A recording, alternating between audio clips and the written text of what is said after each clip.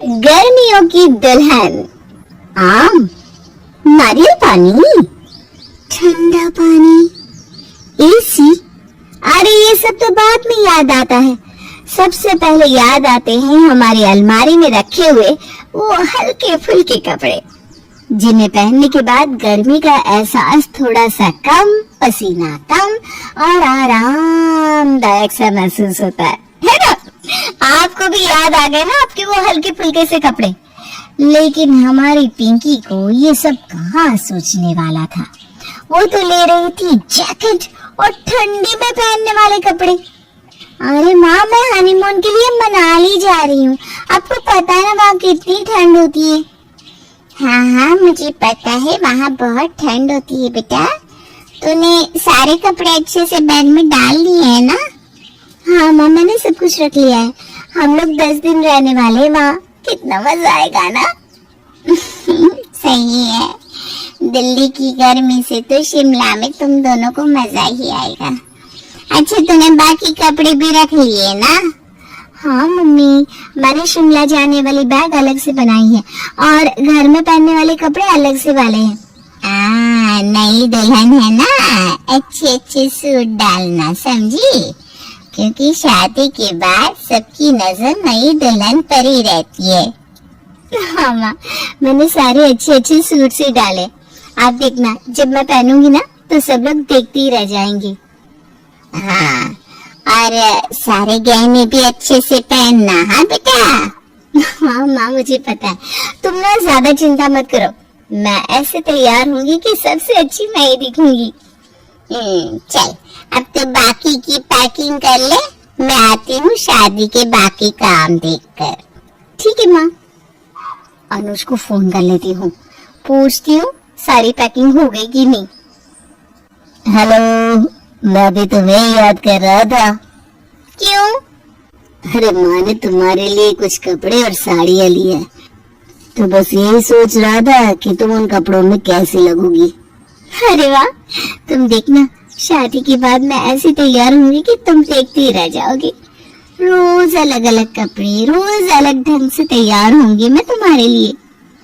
वो कहते हैं ना, शादी का लड्डू खाने में तो बहुत मीठा होता है, लेकिन जब उसे खा लेते हैं तो उसे पचाने में बहुत तकलीफ होती है। हमारी पिंकी के साथ भी कुछ ऐसा ही हो रहा था। अरे वाह वाह, चलो आ गए तुम दोनों घूम के। मजा आ गया होगा शिमला में तुम दोनों को। मजा तो बहुत आया माँ।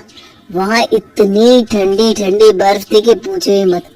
यहाँ आकर तो ऐसा लग रहा है जैसे ओले गिर रहे हो। हाँ, यहाँ तो सच में बहुत ही गर्मी है। अरे अब क्या कर सकते हैं, घर तो वापस आना ही था एक ना एक दिन। चलो, तुम दोनों अभी जाकर फ्रेश हो जाओ, फिर बहू तुम रसोई में कुछ मीठा बनाकर सबके लिए खाना बना देना, ठीक है? ठीक है मम्मी जी। आ जाओ, हम ऊपर कमरे में चलते हैं। हाँ चलिए। दिल्ली की गर्मी तो देखो, मुझसे तो सहन ही नहीं हो रही। तुम एक काम करो, नहा लो और तैयार हो जाओ। आज मोहल्ले की औरतें भी आने वाली है शायद तुम्हें देखने के लिए। अच्छा, फिर तो कुछ अच्छा सा पहनना पड़ेगा। क्या हुआ, तुमने कुछ कहा क्या? नहीं, मैं नहाकर तैयार होकर आती हूँ। तुम्हारे लिए कपड़े निकाल दूँ? मेरे लिए तुम ट्रैक और टी शर्ट ही निकाल दो। इतनी गर्मी में मुझसे इतने भारी कपड़े नहीं पहने जाएंगे। इनका अच्छा है, ट्रैक और टी शर्ट पहन के बैठ गए। हे भगवान, मुझे तो भारी सा सूट पहनकर रसोई भी बनानी है और घूंघट डालकर बैठना भी है। आज तो बचा लेना राम जी। दिल्ली की गर्मी में जहाँ धूप में पापड़ रखो तो सिक जाते हैं, वहीं पिंकी ने आज भारी सा सूट पहना हुआ था, जिस पर उसने सारे भारी गहने भी पहन रखे थे। अरे वाह बहू, आज तो तू बड़ी ही सुंदर लग रही है। अच्छा किया ये सब पहन लिया। आज मोहल्ले की औरतें भी आने वाली है तुम्हें देखने के लिए। अब एक काम करो, सबके लिए पहले ना हलवा बना दो, फिर खाना बना देना। जी माँ जी। और रिया तुम्हारी मदद कर देगी। हाँ भाभी, चलिए मैं आपकी मदद कर देती हूँ। रिया, तू नहीं कपड़े बदलेगी क्या? नहीं माँ, इतनी गर्मी है, हम तो यही नाइट सूट ही पहन कर रखेंगे बस। मुझे भी नाइट सूट दे दो भाई।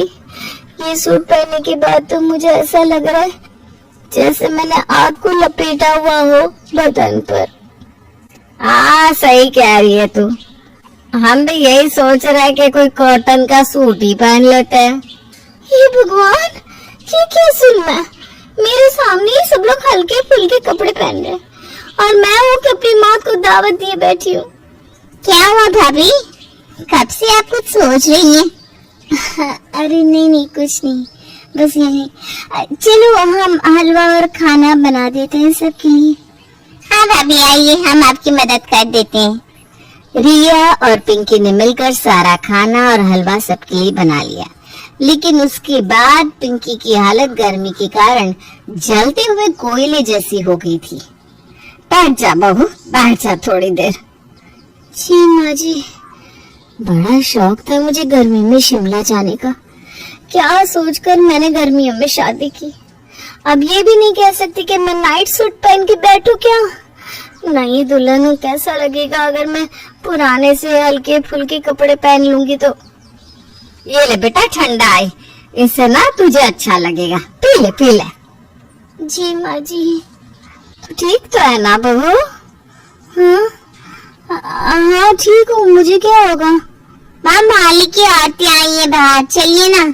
अब हाँ हम आते हैं। पिंकी तू एक काम कर, सबके लिए चाय लेकर बाहर आ जाना।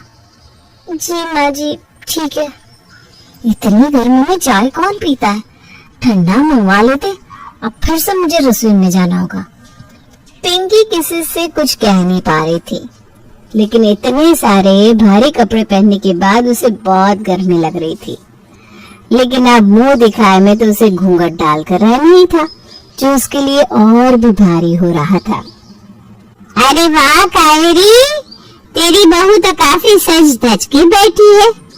पिंकी बहू, तुम्हारा सूट भी ना काफी अच्छा है। अब पहन के देखिए ना आंटी जी, फिर आपको पता चलेगा कैसा लगता है इस भारी सूट को पहनने के बाद। मानना पड़ेगा कावेरी, बड़ी सुंदर बहू लाई हो तुम, बिल्कुल चांद सी है। पता नहीं कब तक चांद सी रहूंगी। इस गर्मी में तो मुझे लग रहा है जल की कोयले की खान बनने वाली हूँ मैं। अरे शीला आजा, तू भी देख ले मेरी बहू को, आजा। हाँ वो क्या ना, यहाँ पर ऊपर पंखा चल रहा है तभी यहाँ बैठी थी। मुझसे ना गर्मी बर्दाश्त नहीं होती ज्यादा। हाँ सही कहा, दिल्ली की गर्मी है भी तो ऐसी ना। आप सबने तो फिर भी हल्के फुल्के कपड़े पहने हुए, कोई मेरे बारे में भी सोच लेता थोड़ा सा। कभी औरतें जाएंगी, कब मैं अपने कमरे में जाकर नाइट सूट पहनूंगी। कुछ देर पिंकी और कावेरी से बात करने के बाद सारी औरतें जाने लगती है, लेकिन अब पिंकी से ये गर्मी और सहन नहीं हो रही थी। उन औरतों ने पैर घर के बाहर रखा ही था कि पिंकी ने भागने शुरू कर दिया। अरे क्या हुआ पिंकी बहू, कैसे हड़बड़ी में कहाँ जा रही है? कुछ नहीं, कुछ अर्जेंट याद आ गया मुझे। ये भाभी को क्या हुआ अचानक? अरे क्या हुआ, क्या ढूंढ रही हो? सब ठीक तो है ना? जल्दी से मेरा नाइट सूट दे दो, जल्दी करो। अरे हाँ, एक मिनट सांस तो ले लो पहले। मैंने कहा ना जल्दी करो। अरे हाँ ये लो, मिल गया। कमरे में आने के बाद पिंकी ने सबसे पहले उस सूट को उतार कर फेंक दिया और हल्के फुल्के से कपड़े पहन लिए।